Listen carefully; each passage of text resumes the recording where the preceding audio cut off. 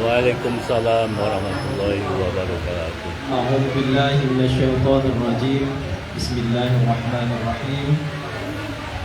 الحمد لله رب العالمين، والصلاة والسلام على أشرف الأنبياء والمرسلين أبي القاسم المصطفى محمد. اللهم صل على محمد وآل محمد. اللهم صل على محمد وآل محمد. اللهم صل على محمد وآل محمد وعجل فرجهم وعلى آله الطيبين الطاهرين وأصحابه المنتجبين الميامين. أما بعد. Puji syukur kita kehadirat Allah Subhanahu wa taala. Alhamdulillah, pada malam hari ini, malam yang penuh berkah, salah satu pada malam-malam Ramadan, kita diberikan kesempatan, kesehatan dan taufik oleh Allah Subhanahu wa taala untuk bisa berkumpul kembali di tempat yang penuh berkah ini dalam rangka melaksanakan pembacaan doa tawassul, doa iftitah, kemudian tambah dengan doa-doa lainnya. Kita juga sudah memanjatkan hajat-hajat kita kepada Allah Subhanahu wa taala dengan berwasilah kepada para maksumin. Semoga seluruh hajat-hajat kita dijabah oleh Allah Subhanahu wa taala. Ikhwan dan akhwat yang dimuliakan oleh Allah Subhanahu wa taala, kita akan lanjutkan kajian fikih kita. Pada malam hari ini kita sudah sampai di penghujung bab pertama, yaitu pembahasan taklid. Tentu berarti bahwa kita sudah lumayan lama juga konsisten dalam melakukan kajian fikih ini, sehingga kita pada malam hari ini sudah sampai di akhir dari bab yang berkaitan dengan taklid. Dan pada malam ini kita akan masuk pada bagian yang ketiga dari bab taklid ini. Ini ada di halaman 27 ya, di halaman 27, berkaitan dengan hukum-hukum udul ataupun pindah taklid. Silahkan yang yang ada PDF-nya silahkan dibuka. Ada di halaman 27 ya.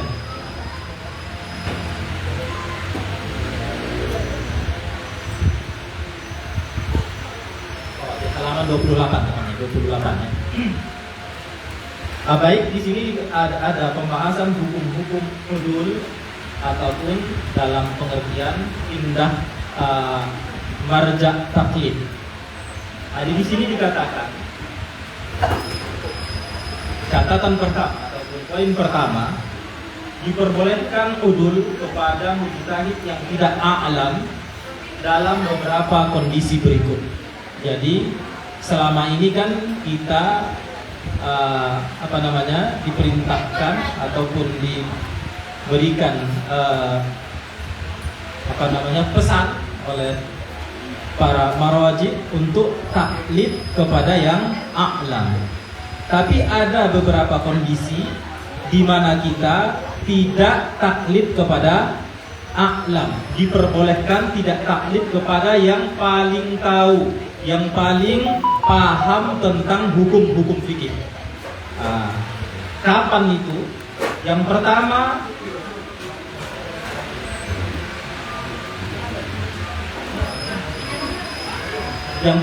pada kondisi di mana marja taklid kita yang a'lam itu tidak memberikan fatwa. Di mana ketika marja taklid kita tidak memberikan fatwa, dia hanya berihtiyat. Dia hanya berihtiyat atau sama sekali tidak ada komentar.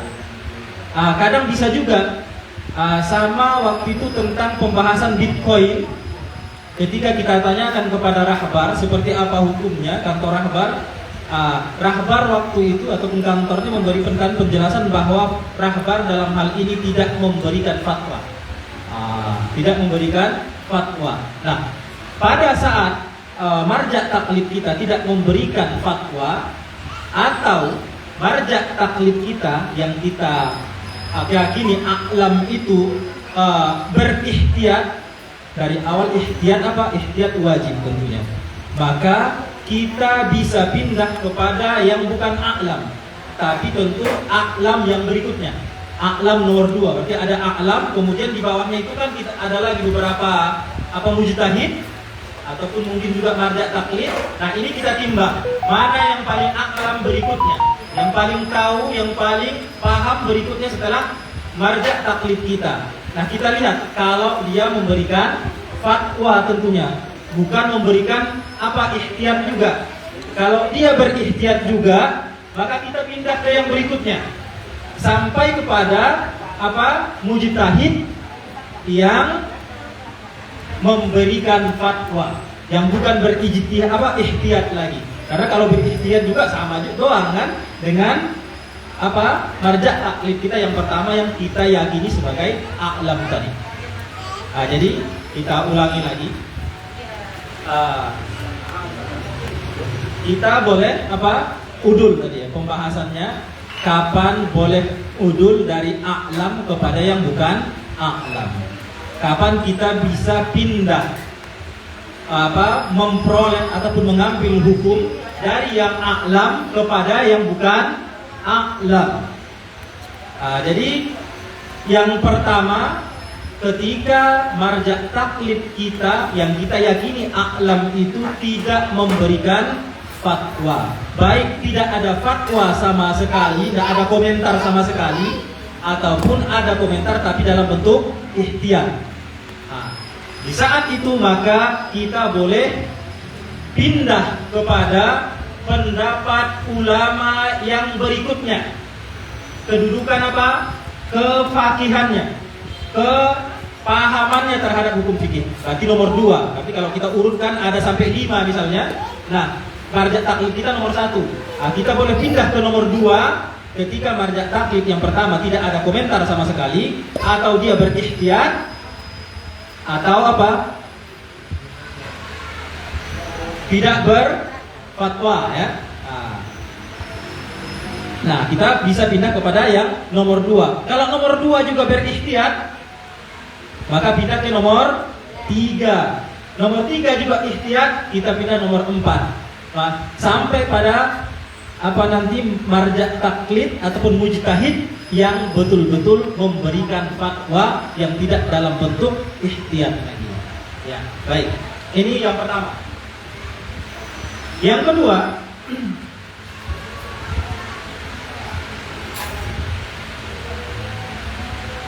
pada masalah-masalah yang di dalamnya fatwa mujtahid yang tidak a'lam itu tidak bertentangan dengan fatwa yang a'lam. Jadi sebenarnya sama saja kan. Jadi yang tidak a'lam itu fatwanya tidak bertentangan dengan fatwa yang a'lam. Nah, pada saat itu kita mau pindah ke yang bukan a'lam pun boleh, tapi pindah itu kan sama saja. Karena fatwa mereka tidak bertentangan.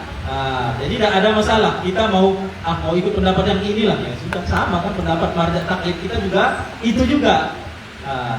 Tapi dikatakan boleh pada posisi ini. Jadi ketika fatwanya sama, maka kita boleh mengikuti pendapat ulama yang bukan a'lam tadi. Yang ketiga, pada masalah-masalah yang di dalamnya fatwa a'lam menyalahi ihtiyat. Jadi a'lam ataupun marja taklid kita itu memberikan fatwa. Dia memberikan fatwa, bukan berihtiyat ya. Kalau yang tadi berihtiyat. Yang kedua itu sama fatwa yang a'lam dengan yang bukan a'lam. Yang ketiga ini marja taklid kita yang kita yakini sebagai a'lam itu, dia memberikan fatwa yang menyalahi ihtiyat. Jadi fatwanya itu tidak sesuai dengan kehati-hatian. Kalau fatwanya tidak sesuai dengan kehati-hatian, lalu yang a'lam ada memfatwakan hukum dan itu sesuai dengan kehati-hatian, maka kita boleh pindah kepada yang apa? Yang bukan a'lam. Kita ulangi lagi ya.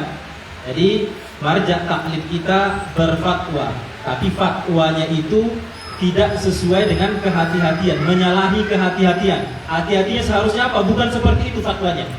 Lalu ada marja' lain ataupun mujtahid lain yang berfatwa sesuai dengan ihtiyat. Kalau kita amalkan itu, maka kita pasti selamat, pasti aman. Ini misalnya pilihannya itu antara apa? Haram dan boleh, misalnya haram dan boleh. Nah, kalau haram dan boleh terlalu ini ya, misalnya satu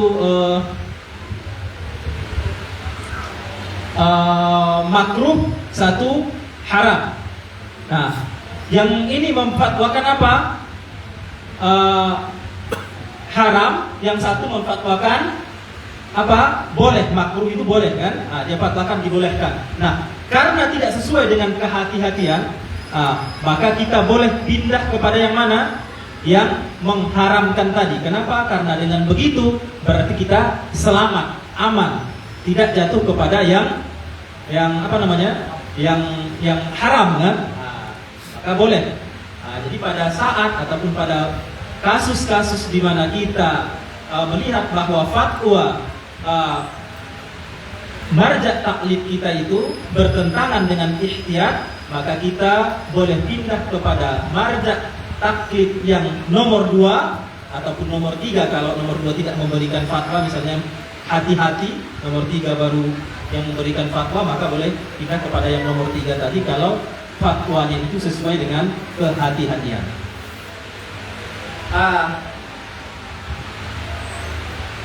Ada pertanyaan? Silakan sebelum kita lanjutkan ke poin berikutnya.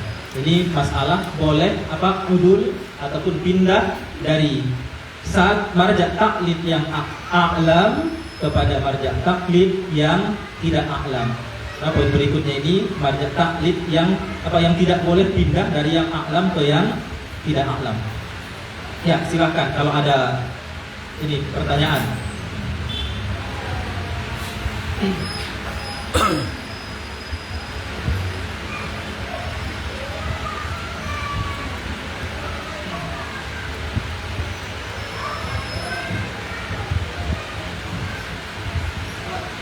Ya, silakan.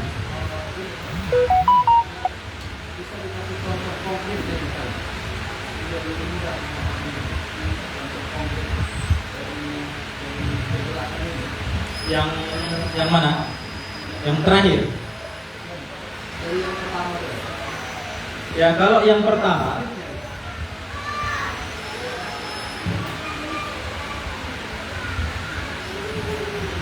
contohnya tadi sudah kita sebutkan, misalnya rahbar tidak ada komentar sama sekali tentang Bitcoin, kan? Apakah boleh misalnya menggunakan menggunakan Bitcoin waktu itu di Iran ya? Karena rahbar itu mengatakan silahkan kantor rahbar memberikan penjelasan bahwa rahbar tidak berkomentar dalam hal ini. Silahkan merujuk kepada ulama yang memberikan komentar dalam hal ini. Nah, itu contohnya ya.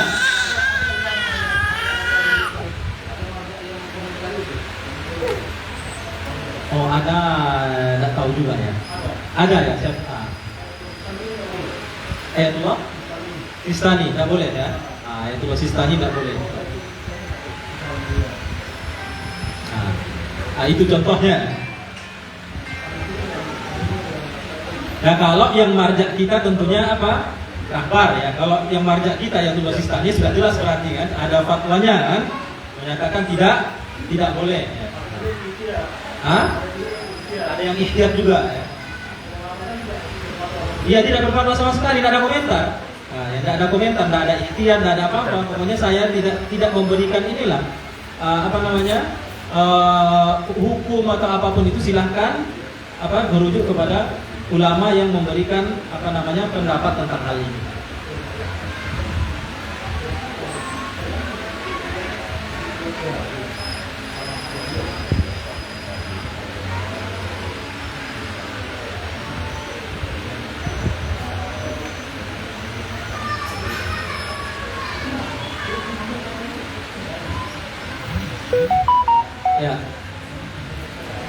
Bisa, Ustaz Andi? Ya. Nah, kalau begitu kita lanjutkan ya. Lanjutkan pembahasan berikutnya. Berkaitan dengan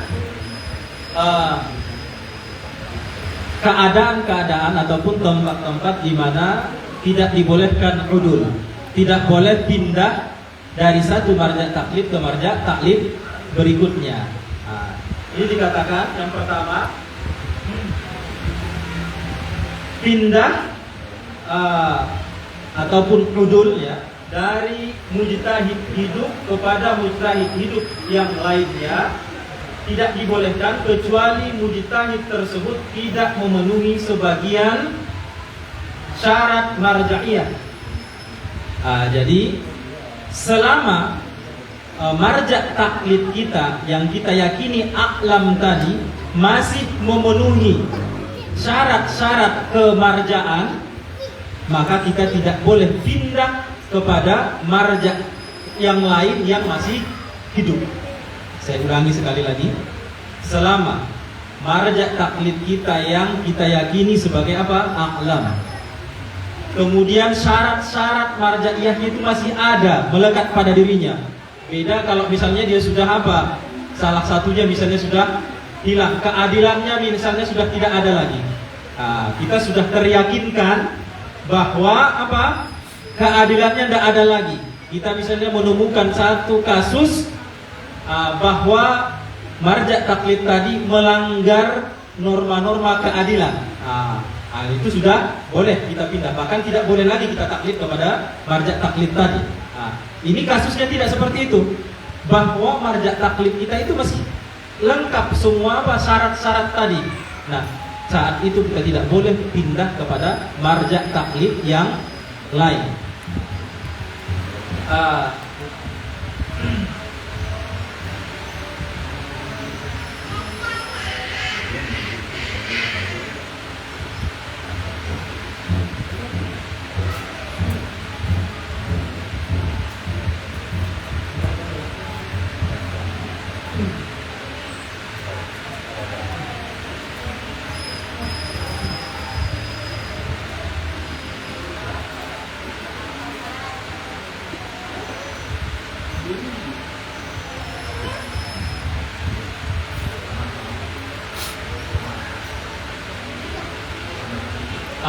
Di sini kalau contohnya ya yang diberikan oleh buku kita ini, katanya marja' taklid yang kedua itu, ini kan termasuk syarat kan, lebih a'lam daripada marja' taklid kita yang pertama. Jadi misalnya selama ini kita yakini bahwa si A a'lam, makanya kita jadikan sebagai marja' taklid. Lalu kemudian tahu-tahu muncul seorang ulama, misalnya datang seorang mujtahid yang ternyata menjadi apa? A'lam. Baru kita pahami bahwa yang kedua ini ternyata, ataupun kita yakini bahwa yang kedua ini lebih paham daripada yang sudah kita taklidi. Ini kan berarti sudah gugur kan, karena syarat marja' taklid itu apa? Harus a'lam kan. Nah, sekarang syarat itu sudah gugur dengan adanya apa? Ulama yang berikutnya yang kita yakini bahwa itu a'lam daripada marja' taklid kita yang pertama. Itu sama dengan syarat-syarat yang lain. Misalnya tadi kita katakan apa? Ada misalnya kasus-kasus yang dilakukan oleh seorang marja' taklid yang itu mencederai keadilan. Maka pada saat itu berarti dia gugur dari apa? Marja' taklid sama sekali kan? Gugur. Kalau yang ini nggak gugur dari marja' taklid, hanya untuk kita saja yang meyakini bahwa dia bukan a'lam lagi. Untuk yang lain yang masih meyakini bahwa dia a'lam, itu tentu saja masih sebagai marja' taklid. Ya. Yang kedua, tidak boleh kembali bertaklid kepada mujtahid yang sudah mati setelah udul darinya kepada kepada mujtahid hidup dalam masalah-masalah yang di dalamnya ia sudah berpindah taklid darinya. Ini bahasanya ini. Ini perlu apa lagi nih kita? Apa namanya? Ini apa? Kak Lela ini seharusnya yang apa namanya? Mengedit bahasa apa ini? Poin B ini sebagai doktor bahasa. Ini perlu editor ini. Seperti apa kira-kira Ustaz Randi? Bisa dipahami?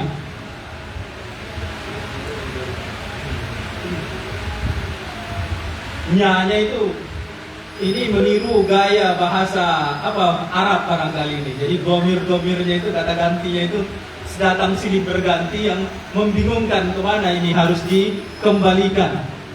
Kalau dalam bahasa Arab kan jelas ada mudzakkar muannas, itu kita tahu kemana nyanya itu. Tapi kalau dalam bahasa Indonesia menggunakan nya, mau perempuan, mau 2 orang, kadang-kadang mau 3 orang, mau laki-laki atau perempuan sama saja. Yang ini seperti apa maksudnya?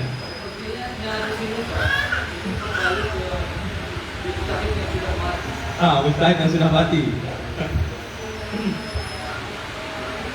Nya yang terakhir. Nya yang terakhir ya.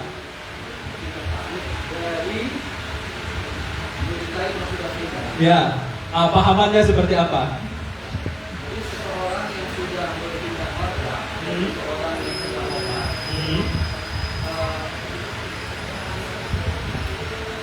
dia tidak boleh lagi berpindah mundur ke mustahil yang sudah wafat itu. Kembali lagi pada yang sudah wafat.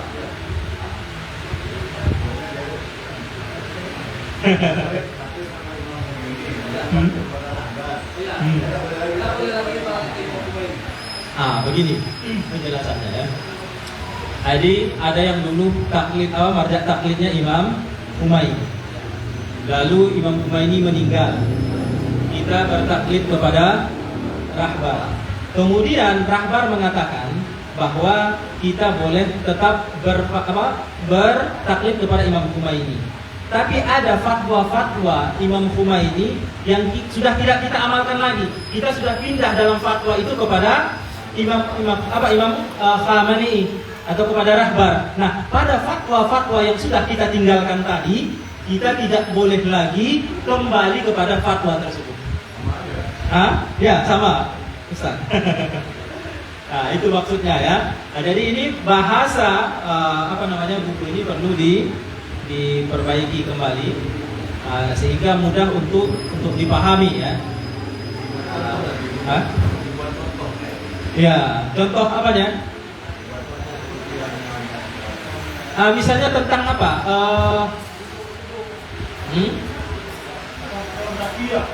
Musab kaki. Seperti apa?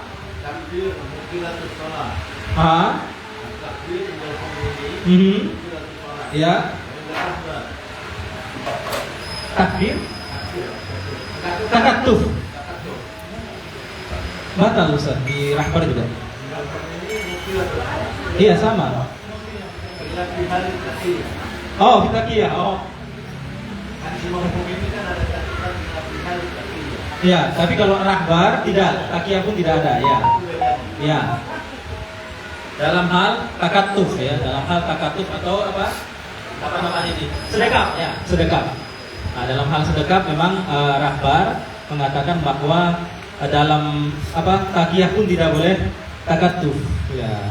Makanya kalau kita bertakatuf misalnya dalam sholat Jumat ya, Ustaz Hafiz ya, kadang-kadang kan kita ikut sholat dengan ikhwanuna ahli sunnah. Kalau kita ingin sholatnya tidak perlu diulang, maka jangan takatuf. Takatuf itu ada yang begini, ada yang begini, takatuf nggak? Kalau nggak bersentuhan itu nggak lah. Kalau udah bersentuhan ya ada takatuf, yang bersentuhan ya takatuf kan. Nah ini kalau kan unwan takatufnya ini permasalahannya kan. Jadi kalau sudah benar dikatakan sebagai takatuf, maka kalau kita ikut sholat dan kita anggap sholat kita itu pun tetap takiyah, maka sholat kita itu harus tetap diulang ya. Nah, itu contohnya tadi ya. Jadi ada fatwa dari marja taklid yang sudah meninggal, yang sudah kita tinggalkan, kemudian kita pindah karena sudah meninggal, kita tentu memilih marja taklid yang baru, walaupun kita difatwakan boleh untuk tetap pegang kepada marja yang sudah meninggal. Nah, ada sebagian fatwanya yang kita tinggalkan.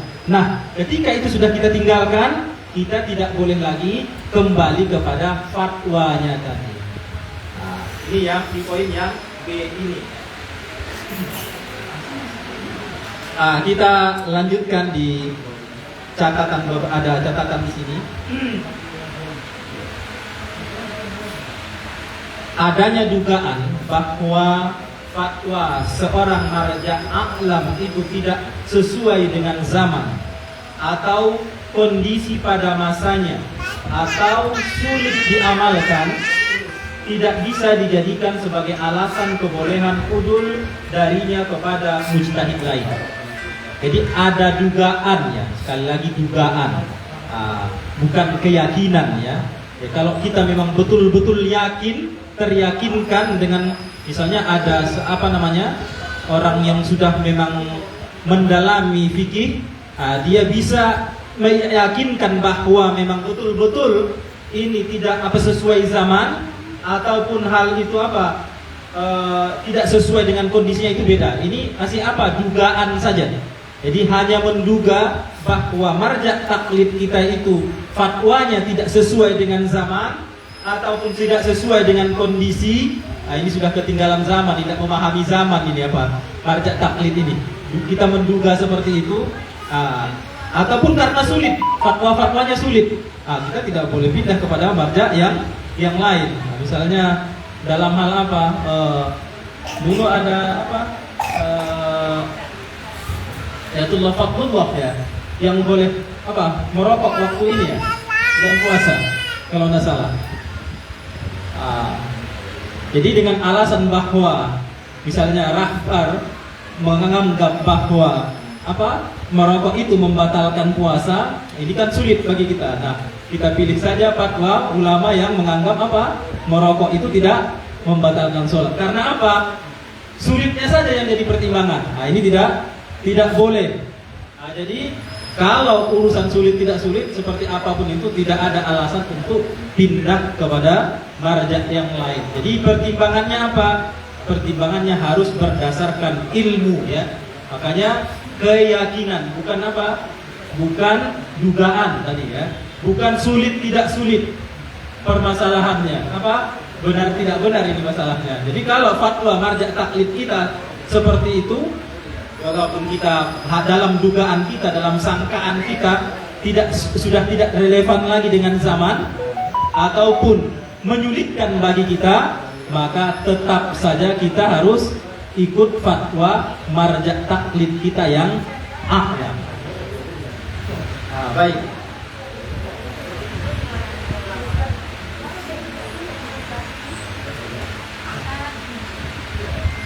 Ya, silakan.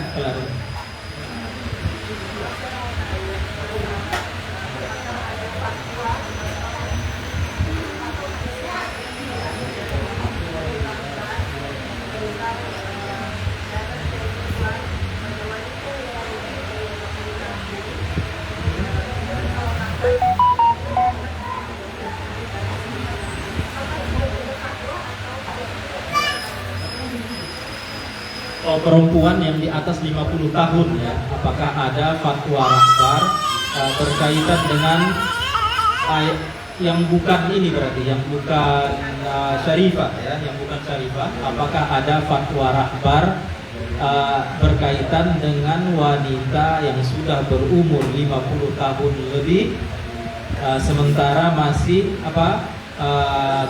keluar ataupun datang bulan seperti biasanya, ada perbedaannya kan? Ya ini dulu pernah juga kalau tidak salah kita bahas ketika membahas surah At-Tolaq ya. Waktu membahas surah At-Tolaq, waktu itu ada pembahasan orang wallati yatisna minal mahid. Tapi sekarang anak tidak ingat lagi seperti apa ininya ya, pendapat rahbar tentang hal itu. Tapi dulu, iya. Tapi saya ingat anak ikhtiar itu, ya. Ya. Kalau yang di Ayatullah Sistani, saya ingat anak fatwa itu. Ya, kalau yang dari Ayatullah Sistani fatwa. Yang rahbar yang ikhtiar, kalau ya tidak salah. Tapi saya lihat lagi. Gimana? Kalau dalam kondisi rahbar, Iya. Kalau rahbar berikhtiar, berarti kita bisa pindah ke Ayatullah Sistani yang memberikan fatwa. Ya, tapi Ana belum yakin Kak ya. Saya lihat lagi nanti seperti apa ini ya, pendapat Rahbar. Kita lanjutkan ke poin berikutnya. Ini di apa? Permasalahan yang keempat. Ini berkaitan dengan seseorang sedang melakukan satu ibadah. Jadi ketika berada di tengah-tengah ibadah, kita tidak mengetahui hukum yang sedang kita lakukan. Sedang melaksanakan ibadah. Kalau di sini dikatakan, ketika seseorang mukallaf di tengah-tengah melakukan sholat, berbenturan dengan masalah yang ia belum ketahui hukumnya. Jadi dia belum tahu hukumnya apa. Lagi sholat ini. Kemudian ia dibolehkan mengamalkan salah satu dari dua pilihan yang dimungkinkannya. Jadi ada seseorang lagi sholat, lalu dia berhadapan dengan masalah di mana dia tidak tahu harus berbuat seperti apa. Misalnya mungkin sebulan yang lalu ya, sebulan yang lalu kita lagi sholat di sini, waktu itu sholat maghrib. Ketepatan waktu itu saya dari rumah tidak berwudu. Ketepatan waktu itu saya dari rumah tidak berwudu. Biasanya saya berwudu. Ketepatan kali itu saya tidak berwudu dan saya tidak ingat kita sudah sholat bersama waktu itu. Kita sudah sholat bersama waktu itu. Di tengah-tengah sholat, saya membatalkan sholat saya karena saya ingat saya tidak ada wudu kan. Yang lain kan bingung. Yang lain bingung harus melanjutkan sholatnya atau membatalkan sholatnya. Ada yang membatalkan sholatnya, ada yang melanjutkan sholatnya waktu itu. Mungkin ada yang tahu hukumnya, ada juga yang tidak tahu. Ada tahu waktu itu, ada Ustaz Randi ada waktu itu. Tidak ada ya. Habib Masud ada ya Habibnya. Waktu itu gimana? Tahu hukumnya? Harus berbuat apa? Melanjutkan sholat atau tidak? Tidak. Langsung dibatalkan ya. Kalau yang lain ada Kak Lela juga waktu itu kalau nggak salah. Kak Lela lanjut ya. Tahu hukumnya berarti. Ya.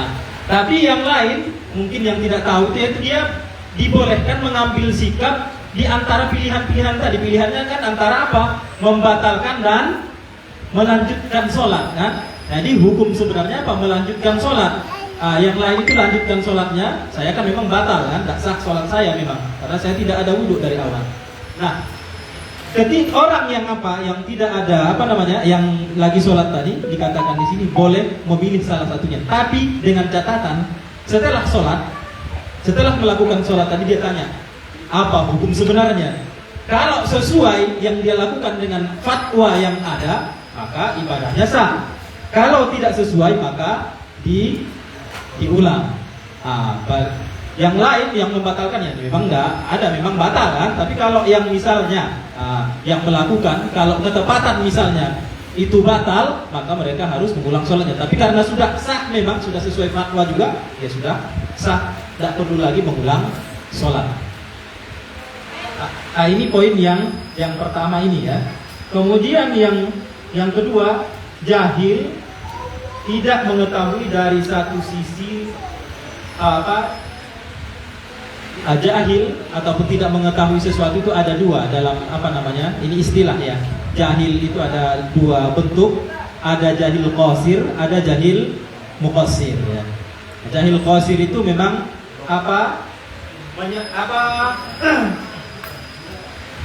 jahil qasir seseorang sama sekali tidak menyadari ketidaktahuannya.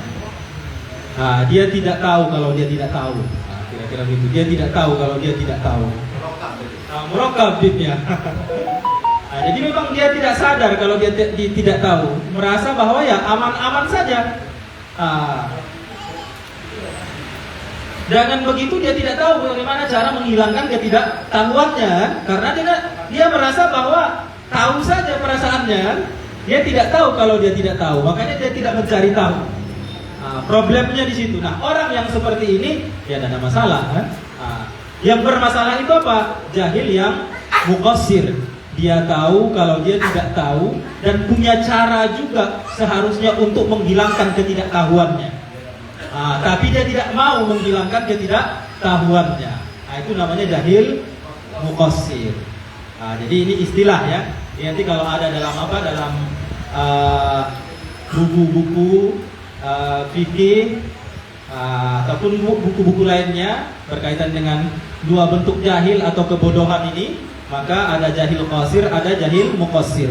Jahil qasir itu dia tidak tahu kalau dia tidak tahu, sehingga dia tidak tahu bagaimana cara menghilangkan ketidaktahuannya. Nah, kalau yang kedua jahil muqassir itu dia tahu kalau dia tidak tahu dan tahu bagaimana seharusnya menghilangkan ketidaktahuannya itu, dan bisa juga menghilangkan ketidaktahuannya tadi, tapi tidak mau menghilangkan ketidaktahuannya. Tidak mau tahu. Dari Ustaz Taufik ya. Tidak mau tahu. Dia tahu tidak tahu, tapi tidak mau tahu. Kita ke poin berikutnya. Ini udah sering kita ulang-ulang ini ya. Ihtiyat wajib ialah kewajiban melakukan atau meninggalkan suatu perbuatan karena ihtiyat, kehati-hatian. Dalam ihtiyat wajib, si muqallid dibolehkan merujuk kepada mujtahid yang tidak berihtiyat dan mempunyai fatwa yang jelas, tetapi harus menjaga urutan aqlaniyahnya. Ini sudah sering kita sampaikan perbedaan antara ihtiyat wajib dan ihtiyat mustahab ya. Ini dia menjelaskan ihtiyat wajib, bahwa dalam ihtiyat wajib kita bisa pindah kepada ulama yang a'lam berikutnya, dengan syarat ulama yang a'lam berikutnya itu memberikan fatwa, bukan berihtiyat juga. Di poin yang keempat ada beberapa istilah ya. Ini kalau ada istilah ini kita ingat-ingat ya, kalau di dalam membaca risalah ataupun buku-buku fikih ataupun fatwa-fatwa para marwaji, istilah-istilah ini perlu kita ingat dan kita catat betul ya. Yang pertama istilah fihi iskalun. Fihi iskalun. Kalau dalam bahasa kita bermasalah, bermasalah ya. Kalau kita terjemahkan dalam bahasa Indonesia, fihi iskalun, di dalamnya perkara ini bermasalah. Atau istilah muskil, sama juga itu bermasalah juga kan. Ataupun istilah la yakhlu min iskal. Berarti ada tiga. Yang pertama fihi iskalun. Jadi ini istilah fihi iskalun. Kemudian istilah muskil. Kemudian istilah la yakhlu min iskal. Ketiga istilah ini adalah dengan makna ihtiyat. Maknanya ihtiyat. Ihtiyat mustahab atau ihtiyat wajib nanti kita lihat lagi ya. Kalau dia sudah setelah fatwa baru keluar ini, berarti ihtiyat ihtiyat mustahab. Tapi kalau dari awal keluar istilah ini, berarti dia ihtiyat wajib. Di poin yang kelima,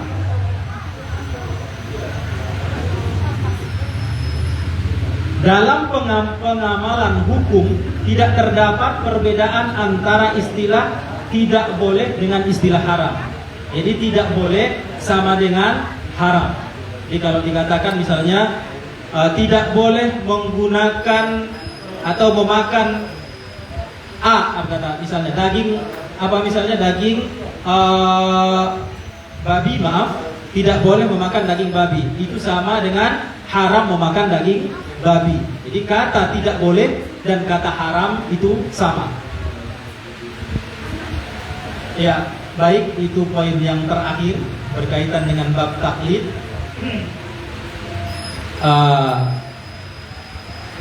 Silahkan kalau masih ada pertanyaan seputar bab ayat, silakan.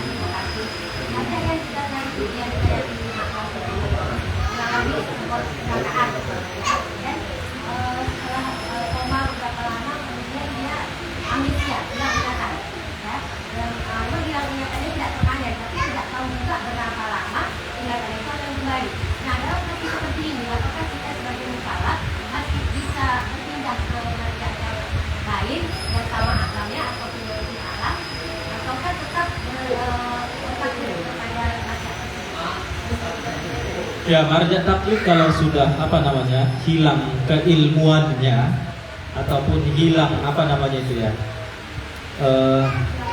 hilang ingatan, ya itu tidak boleh lagi kita jadikan sebagai marja taklid.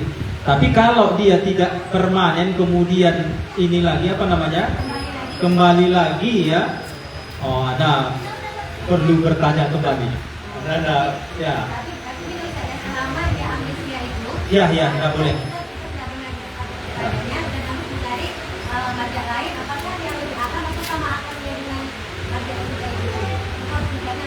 Kalau dia kan sudah tidak jadi ini lagi kan, tidak ada pertimbangan lagi kan untuk saat ini kan. Nah, kita lihat yang lain ini mana yang a'la.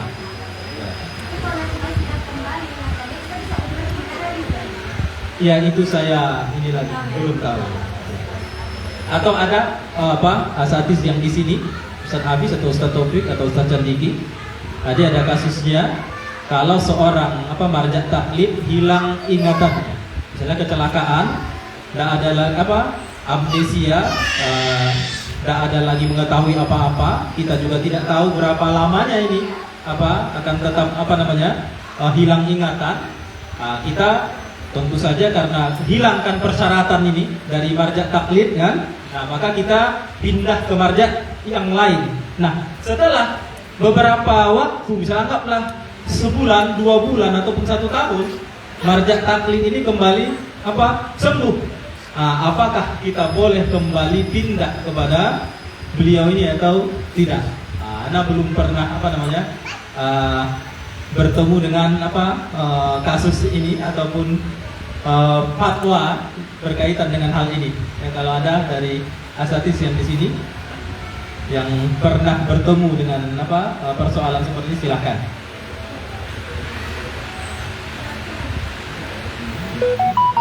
Kalau tidak ada kita tanyakan dulu kan.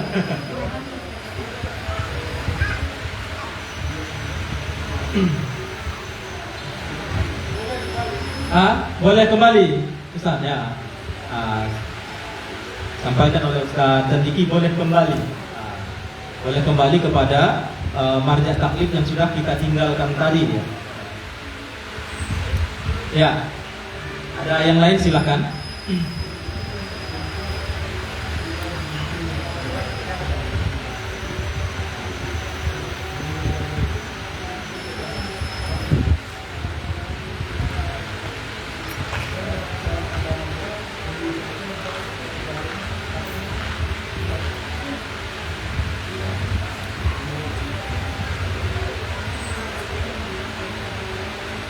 Ya, kalau tidak ada yang lain, kita cukupkan dulu untuk malam ini.